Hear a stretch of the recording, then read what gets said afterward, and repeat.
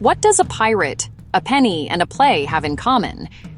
In the late 1500s, yes, before smartphones, before Netflix, a single coin could buy you front-row entertainment, if you didn't mind standing in the rain. Welcome to the Elizabethan Age, England's original golden era of drama, danger, and daring dreams. And no, Shakespeare didn't do it alone.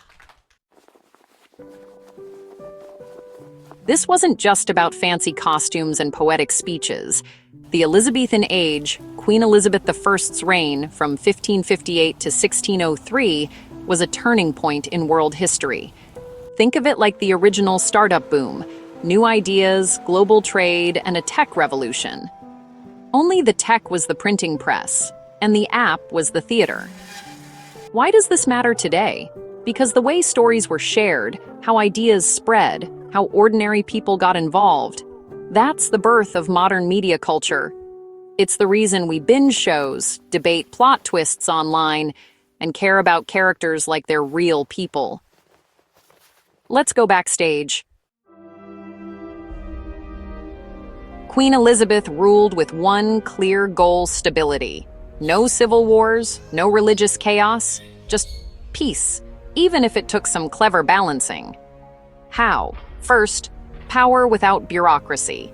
She didn't build a huge government. Instead, she trusted local leaders, justices of the peace, wealthy, unpaid volunteers who kept towns running. Think of them like super volunteer mayors.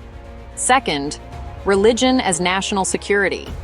After decades of bloody Catholic versus Protestant fights, Elizabeth created the religious settlement, a middle way. The Church of England was Protestant. She was its head, not the Pope. Everyone had to go to church on Sundays or pay a fine, but not everyone agreed. Catholics secretly hoped for a return to Rome, and some even plotted to kill her. Puritans? They loved Protestantism, but wanted more rules, less fun, and even tried to tell the Queen what to do. That tension? It's why every play had to be approved by the government. Drama wasn't just entertainment, it was political. And then, 1588, the Spanish Armada, 130 warships, sent to invade England. Elizabeth's navy, smaller, faster, smarter, defeated them. It wasn't just a military win, it was a psychological one.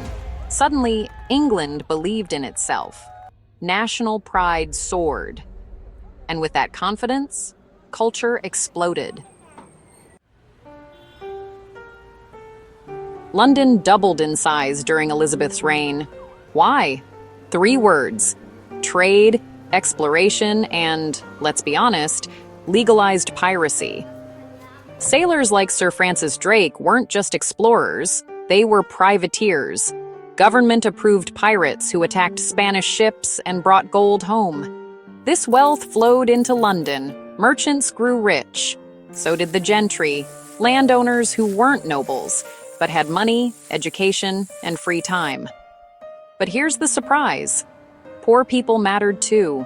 About 1 in 3 lived in poverty.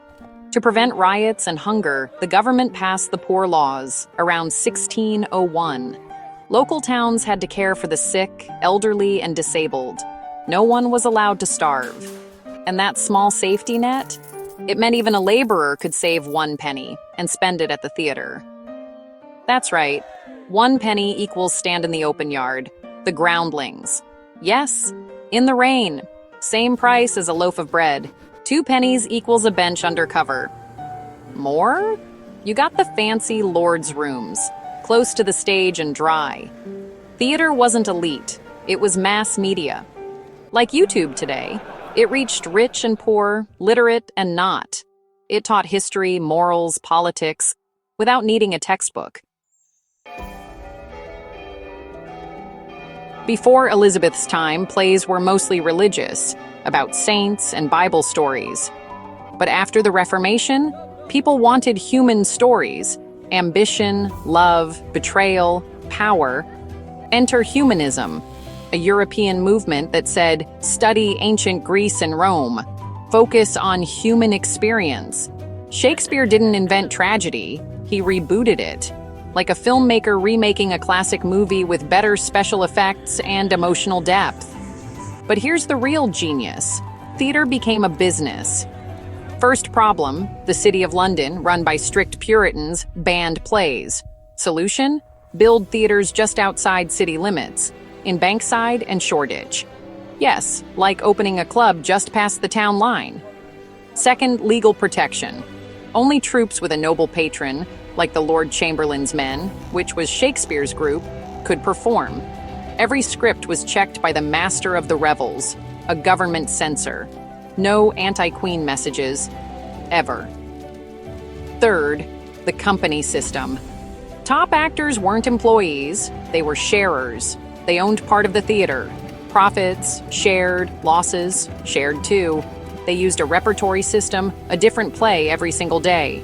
Rehearsal time? Often just once. Scripts? Actors only got their own lines, not the full text. Imagine learning Hamlet, one cue at a time. And costumes? Laws said only nobles could wear silk and velvet. But when nobles died, their servants sold their wardrobes. Cheap. So actors looked royal, for pennies. The result?